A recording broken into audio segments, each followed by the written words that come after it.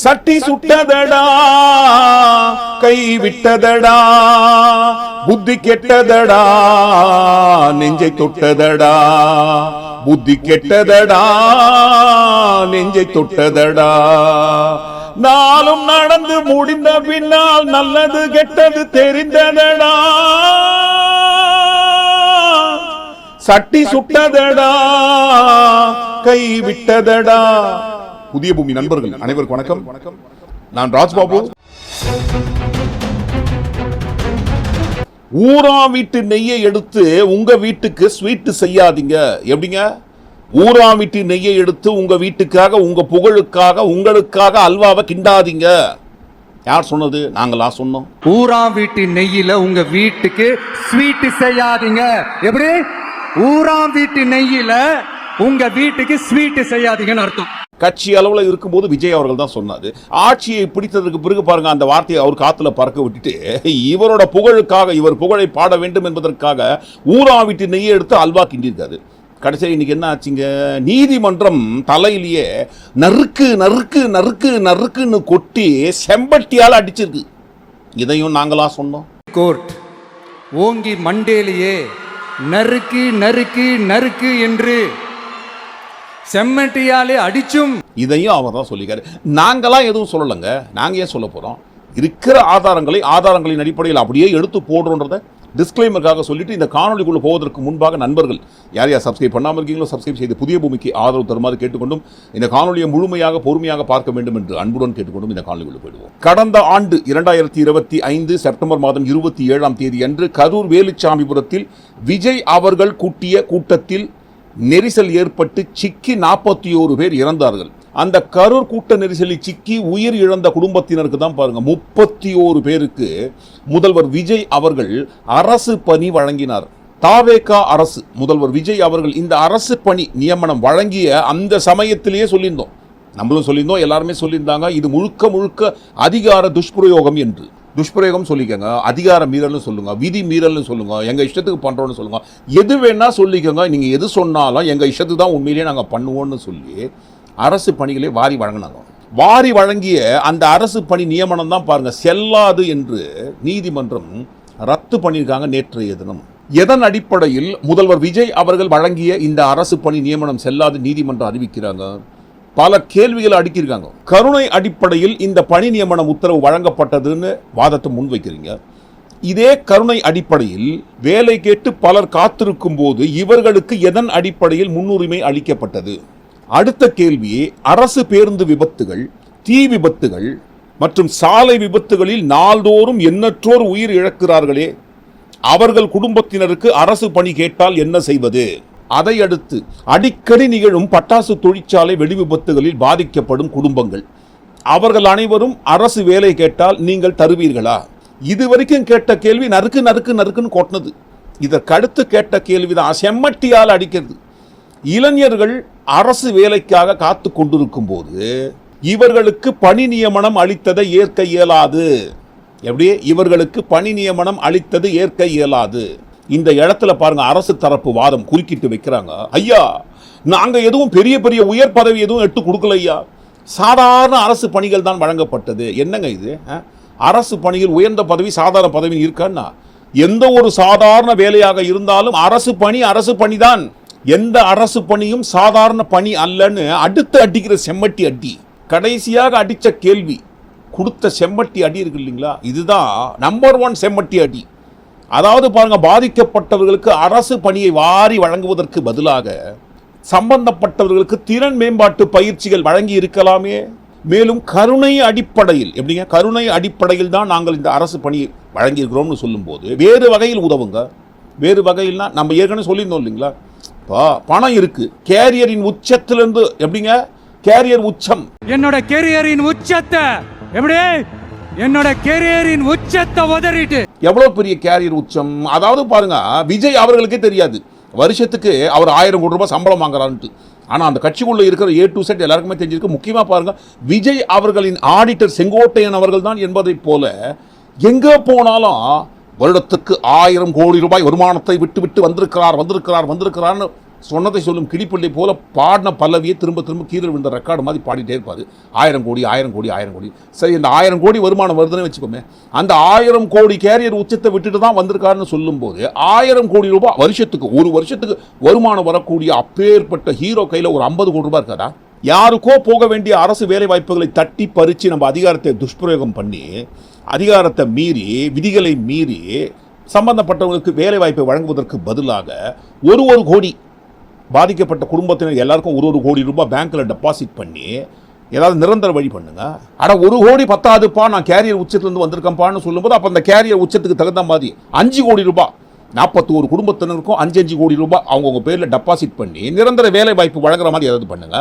5 கோடியும் பத்தாது, என் லெவல் வேற லெவல் அப்படின்னு சொன்னால் சரி, உங்கள் லெவலுக்கு தகுந்த மாதிரி 10 கோடி ரூபாய் ஒவ்வொரு குடும்பத்துக்கும் டெபாசிட் பண்ணுங்க. நிரந்தர வருமானம் வரக்கூடிய வகையில் ஏதாவது வழிவகை செய்யுங்க. யார் வேண்டாம் என்றுதான் அன்றைக்கும் கேட்டோம், இன்றைக்கும் நீதிமன்றத்தில் அதான் கேட்குறாங்க. பாதிக்கப்பட்டவர்களுக்கு நீங்க இந்த மாதிரி ஏதாவது கருணை அடிப்படையில் பண்ணணும்னு சொன்னா வேறு வகையில் உதவுங்கள். உங்களை யார் வேண்டாம்னு சொன்னா அதை விட்டு யாருக்கோ போக வேண்டிய வேலையை, அரசு வேலைக்காக காத்திருப்போர் பட்டியல் கியூல இருக்கும்போது எந்த ஒரு இன்டர்வியூ வைக்காம டக்குன்னு பாருங்க கருணை அடிப்படையில் எடுத்து கொடுத்தோன்னு சொல்றீங்க இல்லைங்களா? அதுதான் செல்லாது. எந்த வகையில் இது செல்லோன்னு சொல்லி தான் இந்த அரசாணையை நீதிமன்றம் கேன்சல் பண்ணியிருக்காங்க. எது முதல்வர் விஜய் அவர்கள் போட்ட அரசாணையை ரத்து பண்ணிட்டீங்களா? கரூரில் பாதிக்கப்பட்டவங்களுக்கு வழங்கிய அரசு பணி நியமனம் செல்லாத நீதிமன்றம் உத்தரவு கொடுத்துட்டாங்களா? இப்போ பாருங்க, நாங்கள் யாருன்னு காட்டுறோம். அதாவது பாருங்க, ஆர்டர் வந்த கையோட டக்குன்னு ஃபிளாஷ் நியூஸ் ஆகுது பாருங்க. சுப்ரீம் கோர்ட்டுக்கு போக போகிறோம். யாருங்க? சட்டத்துறை அமைச்சர் நிர்மல் சீதாராமன் தான். இது சிடிஆர் நிர்மல்குமார் அவர்கள் தான். அவர் பேசும்போது நிர்மலா சீதாராமன் அவர்கள் பேசுவதை போலவே இருக்குங்க. அவங்க ஸ்டைலியே பேசாரா எப்போ பார்த்தாலும். அதனால் பாருங்கள் எங்களுக்கு சந்தேகம், பேசுறது இவர் தானா நிர்மலா சீதாராமன் அவர்கள்? அதனால தான் பாருங்கள் குழம்பி போச்சு. சிடிஆர் நிர்மல்குமார் அவர்கள் ஃப்ளாஷ் நியூஸ் ஆகுது உடனடியாக, நாங்கள் சுப்ரீம் கோர்ட்டுக்கு போக போகிறோம்னு சொல்லி. போங்க சார் வாங்க வாங்க வாங்க வாங்க. சட்டத்துறை அமைச்சர் பதவி பொறுப்பு சேர்த்து நீங்கள் இருக்கிறீங்க. இப்போ அந்த சட்ட ரீதியாக அட்வைஸ்லாம் பண்ணீங்களா சிஎம் சாருக்கு? எப்படிங்க, எந்த கிரவுண்ட்ஸ் அடிப்படையில் இதெல்லாம் வருதுன்ட்டு சொல்லிக்கணும் இல்லைங்களா? சட்டத்துறை அமைச்சரும் சொல்லலை. இன்னொரு பக்கம் தலைமை அரசு வழக்கறிஞர், தலைமைச் செயலக செயலாளர், சட்டத்துறை செயலாளர்கள் எவ்வளவோ பேர் இருக்காங்க. இவங்க கிட்டலாம் கேட்டிருக்கலாமே. ஒரு வேளை பாருங்க, இவங்க கிட்டலாம் கேட்டோ அல்லது இவங்கெல்லாம் அட்வைஸ் பண்ணி இல்லைங்க வேண்டாங்க இதெல்லாம் சட்டப்படி செல்லாது, நீதிமன்றத்துக்கு ஒரு வேளை யாராவது வழக்கு போட்டாங்கன்னா இந்த அரசு பணி நியமனம் வழங்கியது ரத்து பண்ணுறதுக்கு வாய்ப்பு இருக்குதுன்னு ஒரு வேளை அவங்க சொல்லியிருந்தா கூட கேட்டிருப்பாங்களா? யார் பேச்சை கேட்கக்கூடிய நிலைமையில் இருக்கிறாங்க? வெறி புடிச்சு போய் சுற்றினுக்கிறாங்க. ஆட்சி பொறுப்புக்கு வருவதற்கு முன்பாக ஆட்சியை எப்படியாவது பிடிக்க வேண்டும் என்பதற்காகத்தான் போற எல்லா பிரச்சார மேடையிலையும் கரூர் சம்பவத்தில் என் மீது பழி போட்டாங்க, கரூர் சம்பவத்தில் சதி பண்ணிட்டாங்க, 41 பேரை கொலை பண்ணிட்டாங்க, இன்னும் ஒரு படி மேலே போய் போலீஸை கையில் வச்சு, எப்படிங்க போலீஸை கையில் வச்சு உதயநிதி வாழ்க்கைக்காக ஸ்டாலின் அவர்கள் 41 பேரை கொன்று குவித்தார்கள்னு கொஞ்சம் கூட பாருங்க வேமா சூசோ இல்லாம ஒரு பொறுப்புள்ள பதவியில் இருந்து கொண்டு ஆதவ அர்ஜுனா அவர்கள் சொன்னாருங்க. எங்க மக்களை கை வச்சுக்கல ஸ்டாலின் அவர்களே, திரு உதயநிதி அவருடைய வாழ்க்கைக்காக எங்களுடைய மக்களை காவல்துறை மூலமா கொன்று குவிச்சீங்களா? அதற்கான பதில் ஒரு நேரத்தில் நடக்கும். உச்ச நீதிமன்றத்தில் இந்த கரூர் சம்பவம் சம்பந்தப்பட்ட வழக்கு நிலுவையில் இருக்கு. சிபிஐ விசாரணை பண்ணிட்டு இருக்காங்க. சிபிஐ செய்கின்ற விசாரணையை ஓய்வு பெற்ற உச்ச நீதிமன்ற நீதிபதியான அஜய் ரஸ்தோகி என்பவர் தலைமையில் அமைக்கப்பட்ட குழு சிபிஐ விசாரணை கண்காணித்துக் கொண்டிருக்கிறார்கள். இவ்வளவு நடைமுறை நிலுவையில் இருக்கிற இந்த கரூர் சம்பவம் சம்பந்தப்பட்ட வழக்கை கையில் எடுத்து கணக்கு தீக்காம போக மாட்டோம். 41 பேரை போலீஸை வச்சு, யாருங்க உதயநிதி அவர்கள் வாழ்க்கைக்காக ஸ்டாலின் அவர்கள் போலீஸை கையில் வச்சு கொன்று குவித்தார்கள்னு ஆதவ அர்ஜுனா அவர்கள் அமைச்சர் மேடையில் பேசியதை அடுத்து திமுக உச்ச நீதிமன்றத்துக்கு போயிட்டு வழக்கு போடுறாங்க. அந்த வழக்கில் ஒரு வார்னிங்காவது கொடுத்துருக்கலாம் என்பது எங்களுடைய எண்ணம். உச்ச நீதிமன்றம் பேசிய அமைச்சர் ஆதவ அர்ஜுனா அவர்களுக்கு ஒரு வார்னிங்காவது கொடுத்துருக்கலாம். என்னங்க பொறுப்புள்ள பதவியில் இருக்கிற நீங்க இப்படி பொறுப்பற்று பேசுறீங்க பொது மேடையில்? வழக்கு நிலுவையில் இருக்கும்போது சிபிஐ விசாரணை பண்ணிட்டு இருக்கும்போது ரிட்டையர்டு சுப்ரீம் கோர்ட் ஜட்ஜி மானிட்டர் பண்ணிட்டு இருக்கிற இந்த சம்பவத்தை குறித்து எப்படிங்க நீங்க அசால்ட்டா பேசுவீங்க? நீங்க இதெல்லாம் ரொம்ப தப்பு. நீங்களே தீர்ப்பு எழுதிருவீங்களா? 41 பேரை கொன்று குவித்தார்கள் போலீஸை வச்சுட்டு உங்க கையில் ஆதாரம் இருக்கான்ட்டு கேட்டுருக்கணும், ஒரு வார்னிங்காவது கொடுத்துருக்கணும். இதை போல பொறுப்பு இல்லாமல் பேசக்கூடாதுன்னு சொல்லி. ஆனா பாருங்க, திமுக தொடுத்த இந்த வழக்குல என்னங்க இது? அரசியல் காரணங்களுக்காக ஏதாவது அரசியல் மேடையில் பேசினா நீங்களும் பதிலுக்கு ஏதாவது அரசியல் மேடையில் பேசிட்டு போங்க, பதில் கொடுத்துன்னு போங்க. நீங்க சுப்ரீம் கோர்ட்டெல்லாம் அரசியல் மேடை ஆக்காதீர்கள்னு இந்த வழக்கில் சுப்ரீம் கோர்ட் சொன்னதை அடுத்து தான் பாருங்க ஓவர் அட்வான்டேஜ் எடுத்துக்கிறாங்க.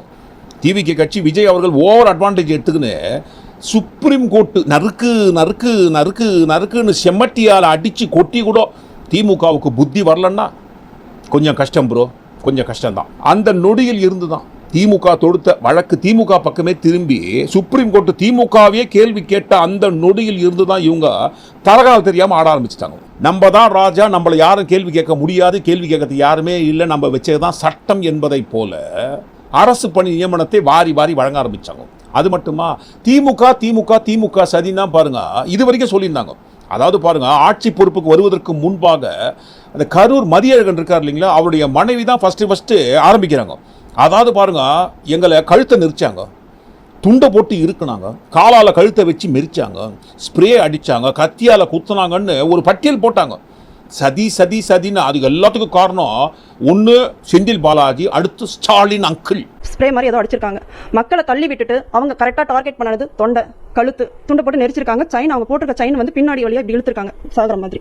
இதுதான் அவங்க பண்ணியிருக்காங்க. அவங்க வந்து திட்டமிட்டு செஞ்சிருக்காங்க. இதுக்கும் எங்கள் வீட்டுக்காருக்கு விஜய் அண்ணாவுக்கு எந்த ஒரு இதுவும் கிடையாது. செந்தில் பாலாஜி அவர்களும் முதலமைச்சர் ஸ்டாலின் அங்கிள் அவர்கள் பண்ணல. இவங்க 2 பேர் தான் இது காரணமே. அப்போ ஃபர்ஸ்ட் இந்த அம்மாவை தான் சிபிஐ விசாரிச்சிருக்கணும். என்னங்க நீங்க தான் கண்ணால பார்த்துருக்கீங்க, கழுத்துல துண்டால இருக்குனாங்க, கழுத்தை போட்டு காலால மிதிச்சாங்க, கொலை பண்ணாங்க, ஸ்ப்ரே அடிச்சாங்க, கத்தி எடுத்து குத்துனாங்கன்னு எல்லாத்தையும் நீங்க தான் பார்த்துருக்கீங்க. அப்ப யார் யார் இதெல்லாம் பண்ணாங்க? இதெல்லாம் பண்ணும்போது வீடியோ ரெக்கார்டு ஏதாவது இருக்கும் இல்லைங்களா? சுற்றி கேமரா இருக்குங்க.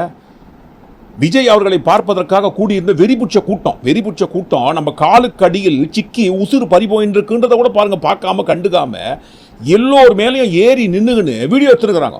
அவ்வளவு கொலவெறித்தனமா வெறிபிடிச்ச கூட்டத்து கையில இருக்கிற அந்த மொபைல்ல பதிவு செய்யப்பட்ட வீடியோவில் ஏதாவது ஒரு சதி நடந்ததற்குண்டான ஆதாரம் இருக்கணும் இல்லைங்களா? கொடுத்துருக்கணும் இல்லைங்களா?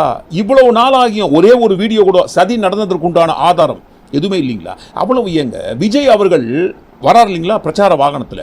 அந்த பிரச்சார வாகனத்தில் பொருத்தப்பட்டிருக்கிற ஹை டெஃபினிஷன் ஹெச்டி வகையில் பதிவு செய்யக்கூடிய சிசிடிவி கேமராக்கள் சுற்றி பொருத்தப்பட்டிருக்கு.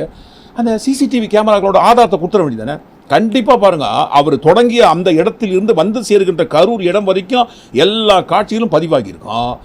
எந்தெந்த இடத்துல என்னென்ன சதிகள் நடந்தது என்பதற்குண்டான ஆதாரம் அந்த சிசிடிவியில் பதிவாகி இருக்கும் போது எடுத்து கொடுத்துருக்க வேண்டியதுன்னு. இவ்வளவு நாள் எதுக்காக சும்மா பேசினே இருக்கிறீங்க சதின்னு? ஆதாரத்தை கொண்டு போய் கோர்ட்டில் கொடுத்துருக்க வேண்டியதுன்னு.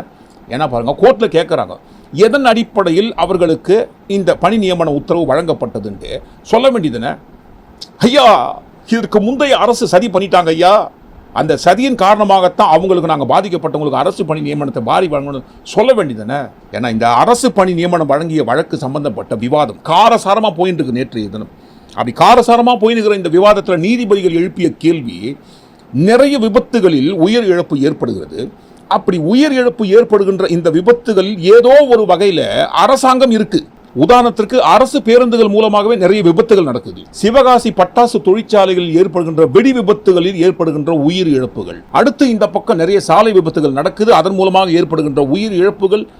இப்படி ஏதோ ஒரு வகையில் நடக்கிற சம்பவமோ விபத்துகளோ இதிலெல்லாம் பாருங்க, அரசாங்கம் ஏதோ ஒரு வகையில் சம்பந்தப்பட்டு இருக்கு. ஸோ அரசே சம்பந்தப்பட்டு இருக்கிற இதை போன்ற சம்பவம் விபத்துகள் ஏற்படுகின்ற உயிர் இழப்புகளுக்கு அரசு பணி வழங்காத போது கரூர் சம்பவத்தில் சிக்கி உயிர் இழந்தவர்களுக்கு எந்த கருணை அடிப்படையில் அரசு பணி நியமனம் வழங்கப்பட்டதுன்னு எழுப்புகின்ற கேள்விக்கு பதில் சொல்லியிருக்க வேண்டியதுங்க. ஐயா, இந்த கரூர் சம்பவத்தில் சதி இருக்கு. இதற்கு முந்தைய திமுக அரசு தான் வேணும்னு எங்களுக்கு கூடுகின்ற கூட்டத்தோட அளவை பார்த்து பயந்து போய் பொறாமப்பட்டு எப்படியாவது எங்களை அடக்கி முடக்கி உட்கார வைக்கணும்ட்டு திமுக அரசு சதி பண்ணி இந்த மாதிரி 41 பேரை கொலை பண்ணிட்டாங்கன்னு நீதிமன்றத்தில் கொண்டு போய் வாதத்தை முன் வச்சிருக்க வேண்டியதுதானே? திமுக என்கின்ற ஒரு கட்சி ஆட்சியில் இருந்த சமயத்தில் சதி பண்ணி 41 பேரை போலீஸை வச்சு உதயநிதி வாழ்க்கைக்காக கொன்று குவித்தார்கள்னு நீதிமன்றத்தில் இந்த வழக்கில் சொல்லியிருக்க வேண்டியதுதானே?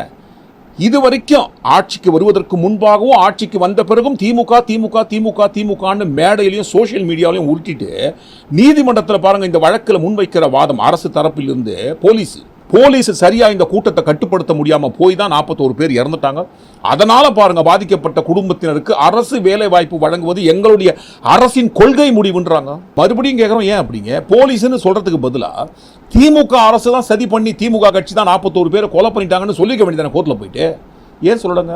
சோசியல் மீடியாவில் இந்த நொடி வரைக்கும் வெர்ச்சுவல் வாரியர்ஸ்ல இருந்து பிஆர் டீம் வரைக்கும் எல்லாருமே திமுக சதி தான் ஊற்றினுக்கிறீங்க. சிஎம் ஆவதற்கு முன்பாகவும் சிஎம் ஆனதற்கு பிறகும் கூட கரூர்ல போட்ட மேடையில கூட எம் மேல பழி போட்டாங்க, திமுக தான் காரணம் ஊற்றினீங்க இல்லைங்களா? உருட்டின இதே உருட்ட நீதிமன்றத்தில் போயிட்டு உருட்டிருக்க வேண்டியதானே. சோஷியல் மீடியாவில் உருட்ட எதுக்காக நீதிமன்றத்தில் உருட்ட முடியல? ஏன் உருட்ட முடியலன்னா ஆதாரம் வேணும் இல்லைங்களா? வாய்க்கு வந்தது அரசியல் காரணங்களுக்காக இவங்களோட வெறிபுற்ற கூட்டத்தை ஏமாத்தத்துக்கு இன்னும் என்ன பண்ணலாங்க? இன்னும் என்ன போய் பேசலாம்? அந்த வெறிபுற்ற கூட்டமும் பாருங்க, பேசுறதை நம்பி கேட்டு தலையாட்டம் கையத்தட்டம். நீதிமன்றத்தில் ஆதாரம் வேணும் இல்லைங்களா? வாய்க்கு வந்ததை மேடையில் அடித்து தள்ளுற மாதிரி கோர்ட்டில் பண்ண முடியாதுங்களே. அதனால தான் பாருங்க, போலீஸ் சரிவர இந்த கூட்டத்தை கையாளவில்லை. 10,000 பேர் தான் வரக்கூடும் என்பது உங்களோட கணிப்பு. அந்த 10,000 பேர் தான் வருவாங்கன்னு போலீஸ் கிட்ட அனுமதி வாங்கியிருக்கீங்க. 10,000 பேர் தான் வருவாங்கன்னு எண்ணி எழுதி கொடுத்துருக்கீங்க. அப்போ அந்த இடத்துல என்ன பண்ணியிருக்கணும்? டிவிக்கு கட்சியை சேர்ந்த A to Z ஆர்கனைசர்ஸ் என்ன பண்ணியிருக்கணும்? தலைவர் விட்டுருங்க, அவர் தான் பாருங்க ஏசி பிரச்சார வாகனத்துக்குள்ளே உட்காந்துருக்காரு. அவர் விட்டுருங்க, அவர் ஒரு ஓரமாக வந்துட்டு போட்டோம். டிவிகே கட்சியோட ஆர்கனைசர்ஸ் என்ன பண்ணியிருக்கணும்? ப்ரிப்பேராக இருந்திருக்கணும். எல்லாரும் பக்காவாக ஒர்க் பண்ணியிருக்கணும். 10,000 பேர் தான்ப்பா இந்த இடத்துல நிற்கிறதுக்கு அனுமதி வாங்கியிருக்கோம். மேற்கொண்டு கூட்டத்தை கூட்டினா நெரிசல் ஏற்படுவதற்கு வாய்ப்பு இருக்குது. அதனால் பாருங்கள், 10,000 பேர் வரைக்கும் நிற்க வைங்க. அதற்கு மேற்கொண்டு கூட்டம் வந்தாங்கன்னா நம்ம அவங்க அனுப்பி விட்டுருவோம். அனுப்பி வீட்டில் போய் பார்த்துக்கோங்க. இந்த நிகழ்ச்சியை தான் லைவில் காட்டுறோம் இல்லைங்களா? டிவியில் உட்காந்து கிட்ட கூட டிவிக்குள்ளே கூட தலை விட்டுன்னு போய் பாருங்கப்பான்னு சொல்லி அனுப்பிச்சிருக்கோம். ஆனால் மாறாக அந்த இடத்துல என்ன நடந்திருக்கு, என்ன பண்ணியிருக்காங்க? 10,000 பேர் தான் அந்த இடத்துல நிற்கக்கூடிய கெப்பாசிட்டி இருக்குது. அவ்வளோதான் நிறுத்தணும், அவ்வளோதான் அனுமதி வாங்கியிருக்காங்க. அதை மீறி 3 மடங்கு கூட்டத்தை கொண்டு வந்து நிரப்பி யாரோட பவர் அதிகம்? திமுகவோட முப்பெரும் விழாவுக்கு வந்த கூட்டம் அதிகமா? அதிமுக கட்சி எடப்பாடி பழனிசாமி வேலுச்சாமிபுரத்தில் நடத்திய கூட்டத்தில் வந்த கூட்டம் அதிகமா?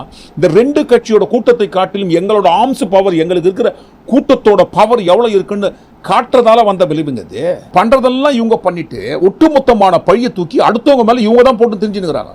இதுல வேற பாருங்க, எங்க மேல பழி போடுறாங்கன்னு போற எல்லா இடத்துலயும் புலம்புறாங்க. பழி போட்டாங்கன்னு ஆட்சிக்கு வருவதற்கு முன்பாகவும் சரி, ஆட்சிக்கு வந்ததற்கு பின்பாகவும் சரி பழி போடுறாங்க. ஏன் சார் என் மேல பழியை தூக்கி போட்டீங்க? எல்லாத்தையும் பண்ணிட்டு பழியை தூக்கி என் மேல போடுறாங்க. என் மேல பழியை தூக்கி போடுறீங்களா? எங்களுக்கு தெரிஞ்சு இல்ல, ஒட்டுமொத்த தமிழ்நாட்டுக்கே தெரிஞ்சு, என் தமிழ்நாட்டையும் கடந்து நம்ம நாடு முழுக்க எல்லாருக்கும் தெரிஞ்சு இவங்க தான் அடுத்தவங்க மேல பழியை போட்டுருந்தாங்க. சம்பவம் நடந்த உடனே A to Z எல்லாருமே எஸ்கேப் ஆயிட்டாங்க. அந்த கட்சியோட 2ஆம் கட்ட தலைவர்கள்ல இருந்து கட்சியோட தலைவர் உட்பட, என்னப்பா கட்சி இது? கூட்டத்தை கூட்டிட்டு உங்களை பார்ப்பதற்காக கூடி இந்த கூட்டத்தில் தலைவன் உட்பட எல்லாருமே தலைமுறை ஆயிட்டாங்களா? எல்லாருமே ஓடிட்டாங்களா? என்னப்பா கட்சி இது? தலைவனுக்குரிய தலைமைத்துவ பண்பே இல்லாமல் இருக்காரே இந்த தலைவர். நாங்கள் கேட்கலங்க, நீதிமன்றம் கேட்டாங்க. ஒரே ஒரு சின்ன அக்கௌண்டபிலிட்டி, ஒரே ஒரு சின்ன பொறுப்பு. அதாவது நான் மட்டுமே காரணம்னு சொல்லாம, நானும் ஒரு காரணம், எங்க கட்சியும் ஒரு காரணம். வருகின்ற கூட்டத்தை எங்க கட்சியை சேர்ந்தவங்க யாருமே பாருங்க சரிவர கையாளவில்லை. வந்தவங்களுக்கு பல மணி நேரங்களாக காத்துனுக்கிறாங்க. சொன்ன டைம் ஒன்று, வந்த டைம் இன்னொன்று. பல மணி நேரமாக காத்து கொண்டிருக்கும் எங்க கூட்டத்துக்கு எங்க கட்சியை சேர்ந்தவங்க யாருமே தம்மா துண்டு ஒரு சொட்டு தண்ணீர் ஏற்பாடு பண்ணல. பல மணி நேரமாக காத்து கொண்டிருக்கும் அந்த கூட்டத்துக்கு உணவு வழங்கல. அடிப்படை வசதி எதுவுமே செஞ்சு கொடுக்கல. முழுக்க நாங்களும் இதற்கு ஒரு மூல காரணம்னு சின்ன அக்கௌண்டபிலிட்டி இது வரைக்கும் எடுத்துருக்காங்களா? சதி நடந்துச்சு, சதி பண்ணிட்டாங்கன்னு சதி பண்ணதுக்கு ஆதாரமும் எதுவும் எடுத்து போடல. அடுத்தவங்க மேல பழிய போட்டுறீங்க. இப்போ அடுத்தவங்க மேல பழிய போட்டது கூட இருக்கட்டும், பழிய போடுங்க. ஆனா நமக்கு சுய அறிவுன்னு ஒன்று இருக்கு இல்லைங்களா? அது எங்க போச்சுங்க? ஐயா போவாதீங்க ஐயா, அங்க கூட்டம் அதிகமா இருக்குயா. ஏற்கனவே ஸ்டாண்டிங் கிரௌட் அங்க அதிகமா இருக்கு, நீங்க வேற மூவிங் கிரௌட கூட்டிட்டு போறீங்க. இந்த நீங்க கூட்டிட்டு போற மூவிங் கிரௌடும் அங்க நிக்கிற ஸ்டாண்டிங் கிரௌடும் ரெண்டும் சேர்ந்துதான் ஸ்டாம்பீடு, நெரிசல் ஏற்படுவதற்கு வாய்ப்பு இருக்குன்ட்டு களத்துல நிக்கிற போலீஸ்க்கு தெரியாதா? நெரிசல் ஏற்படும் உள்ள அவ்வளவு வண்டியை கொண்டு போவாதீங்கன்னு சொன்னா கேட்க மாட்டாங்களா? சரி கேட்க மாட்டாங்கன்னு வச்சுக்கோங்க. இப்போ இவ்வளவு நாள் பொறுத்து கேள்வி கேட்கறாங்க இல்லைங்களா? சதி பண்ணிட்டாங்க. ஏன்? நமக்கு கண்ணு இருக்கு இல்லைங்களா? அறிவு இருக்கு இல்லைங்களா? சுய புத்தின்னு ஒன்று இருக்கு இல்லைங்களா? யோசனை பண்ணிருக்கணும் இல்லைங்களா? அந்த கூட்டத்தை கண்ணால பார்க்கும்போது இந்த கூட்டத்துக்கு நடுவில் இவ்வளவு வாகனங்களை, பெரிய பெரிய வாகனங்களை கொண்டு போனா என்னப்பா ஆகும் நம்ம யோசிக்க மாட்டோமா? மற்றவர்களை குறை சொல்வதை விட்டுவிட்டு, மற்றவர்கள் மீது பழி போட்டு தப்பிக்கிறதை விட்டுவிட்டு உங்களை நீங்களே சுய பரிசோதனை செய்து கொள்ளுங்கள். அனைவரை காட்டிலும் அந்த கூட்டத்தோட பொறுப்பு உங்களுக்கு தான் அதிகமாக இருந்திருக்கும். ஏன்னா விஜய் அவர்களை பார்ப்பதற்காக நீங்க கூட்டின கூட்டம், விஜய் அவர்களை பார்ப்பதற்காக கூடியிருந்த கூட்டம். மற்றவர்களுக்கு இருக்கும் பொறுப்பை காட்டிலும் உங்களுக்கு தான் அதிகப்படியான பொறுப்பு இருந்திருக்கணும். என்னப்பா இவ்வளவு கூட்டம் இருக்குது, இந்த கூட்டத்துக்கு நடுவில் வண்டியை எடுத்துட்டு போனா கூட்டம் என்னத்துக்காகும் நீங்க தான் யோசிச்சு பார்த்து இங்கேயே நிக்க சொல்றாங்கப்பா. அட அவங்க சொல்லலப்பா, நீங்களே சுய அறிவோட திங்க் பண்ணி நின்ன இடத்துல அப்படியே நின்று பேசிட்டு போயிட வேண்டியதுதானே. அதை விட்டு எதுக்காக 5 வாகனங்களுக்கு அனுமதி வாங்கி விட்டு இவ்வளவு வாகனங்களை அந்த கூட்டத்துக்கு நடுவில் கொண்டு போறீங்க? பண்றதெல்லாம் இவங்க பண்ணிட்டு டிராமா போடுறாங்க. மேடையில் வந்து பாருங்க, இந்த வெறிபூச்ச கூட்டத்துக்கிட்ட இருந்து கைத்தட்டல் வாங்குவதற்காக அவங்களை நம்ப வைக்கிறதுக்காக என்ன ட்ராமா. நம்பிட்டோம் ஐயா, நீங்கள் சொன்னதை கேட்டு நாங்கள் நம்பிட்டோம். ஏன் நம்பினீங்க? பார்க்குறீங்க இல்லைங்களா கூட்டத்தை பார்க்கும்போது இந்த கூட்டத்துக்கு நடுவில் வண்டி எடுத்துன்னு போக வேண்டாம்ப்பா, ஏதோ சதி பண்ணுறாங்க, நம்ம இங்கேயே நின்று பேசிட்டு இங்கேருந்து எஸ்கேப் ஆகிடுவோன்ட்டு பேசிட்டு அப்படியே போயிருக்க வேண்டியது. அதை விட்டு அவங்க கூப்பிட்டாங்களாம், நாங்கள் போயிட்டோம்ப்பா. இதெல்லாம் ஒரு தலைவர் சொல்கிற பேச்சாங்க இது. சரி, ஏதோ ஒரு சம்பவம் நடந்துச்சு, இதுக்கு பின்னாடி என்ன பிரச்சனைன்ட்டு விசாரித்து சொல்கிறது கூட இருக்கட்டும். களத்தில் நம்ம இருந்து நம்ம வந்த பிரச்சார வாகனத்திலேயே பாதிக்கப்பட்டவர்களை ஏற்றிட்டு போய் மருத்துவமனையில் கொண்டு போய் சேர்ப்போன்னு யாருக்கா தோணுச்சா? எவ்வளவோ வாகனங்களை வச்சுருக்கிறீங்க. அப்படி இருக்கும்போது அங்கிருந்து எவ்வளவு சீக்கிரத்தில் எஸ்கேப் ஆனீங்க? அந்த கட்சிக்குள்ளே இருக்கிற தலைவர்களில் இருந்து, இரண்டாம் கட்ட தலைவர்லேருந்து யாருமேங்க அந்த கூட்டத்தை ஏற்பாடு பண்ண கரூர் மாவட்ட செயலாளர் மதியழகன் அவர்கள் உட்பட தேடி கண்டுபிடிச்சு அப்புறமா தான் கைது பண்ணாங்க. மதியழகன் அவர்கள் உட்பட யாருமே அந்த இடத்துல இல்லையே, எல்லாருமே எஸ்கேப் ஆயிட்டீங்களே. ஆனா பாருங்க, இன்னைக்கு வந்து டைலாக்லாம் பேசுறாங்க. எங்கள் மக்கள் கரூர் கணக்கை தீர்க்காம போக மாட்டோம், தீர்த்துக்க வேண்டியதுன்னு. நேற்றைய தினம் நீதிமன்றத்தில் வாதம் போயிட்டு இருக்கும்போது சிசிடிவி ஃபுட்டேஜை கொண்டு போய் கொடுத்து கணக்கை தீர்த்துக்க வேண்டியதுன்னு. ஏன் தீர்க்கலுங்க? மேடையில் மட்டும்தான் பாருங்க கைத்தட்டல் வாங்குவதற்காக மைக்குக்கு முன்னாடி டைலாக்லாம் பேசுவோம் இல்லைங்களா? ஸ்டெர்லைட் விபத்து, லீலாவதி அரசியல் கொலை, இதையெல்லாம் பாருங்க கோட் பண்றீங்க இல்லைங்களா? அப்படி கோட் பண்ற அந்த வரிசையில் நேற்றைய தினம் வாதத்தில் இதெல்லாம் கோட் பண்றாங்க. அப்படி கோட் பண்ற வரிசையில் இதுக்கும் காரணம் அரசாங்கம் தான், இதற்கு முந்தைய திமுக அரசு தான் காரணம், சதி இருக்குன்னு சொல்லி அதை பட்டியலில் சேர்த்துக்க வேண்டியதுன்னு, வாதத்தை முன் வச்சிருக்க வேண்டியதுன்னு. ஏன் அந்த வாதத்தை முன்வைக்கவில்லை? சதி பண்ணாங்க இதற்கு முந்தைய அரசு. அதனால தான் பாருங்க, அந்த சதியில் சிக்கி உயிர் இழந்தவர்கள் குடும்பத்துக்கு நாங்கள் அரசு வேலை வாய்ப்பு வாரி வழங்கணும்னு சொல்லிக்க வேண்டியது சார். சொல்லவே மாட்டாங்க. கடைசி வரைக்கும் 0.25% நாங்களும் இதுக்கு ஒரு காரணம்னு பொறுப்பை ஏற்றுக்கவே மாட்டாங்க. அந்த பழக்கம் அவங்களுக்கு கிடையவே கிடையாது. பழி போடும் அரசியலை பண்ணி தான் இவங்களுக்கு பழக்கமே தவிர வழிகாட்டும் அரசியலை இவங்களால பண்ணவே முடியாது. இப்போ கூட என்ன பண்ண போறாங்க தெரியுங்களா? சுப்ரீம் கோர்ட்டில் அப்பீல் போறாங்க. அப்பீலில் என்ன தீர்ப்பு வருதுன்றதை பொறுத்து பார்ப்போம். ஆனால் இப்போ கூட என்ன தான் பண்ணுவாங்க? அடுத்த வாரமே 2 நாட்களில் ஏதாவது ஒரு மேடை போடுவாங்க. மேடை போட்டு தீய சக்தி யார் கூடவோ சேர்ந்துன்னு என்னென்னலாம் பண்றாங்க. கரூர்ல பாதிக்கப்பட்ட கூட்டத்திற்கு அரசு வேலை வாய்ப்பை கூட தடுக்கிறாங்க. ஐயா, நீங்கெல்லாம் என்னையா மனுஷனுங்களா மிருகமாயா டயலாக் பேசுவாங்க. கண்டிப்பா பாருங்க, டயலாக் பேசி இதையும் பாருங்க வேற வகையில வாக்குகளை வருகின்ற இடைத்தேர்தலில் அறுவடை செய்வதற்கு தயாரா இருப்பாங்க.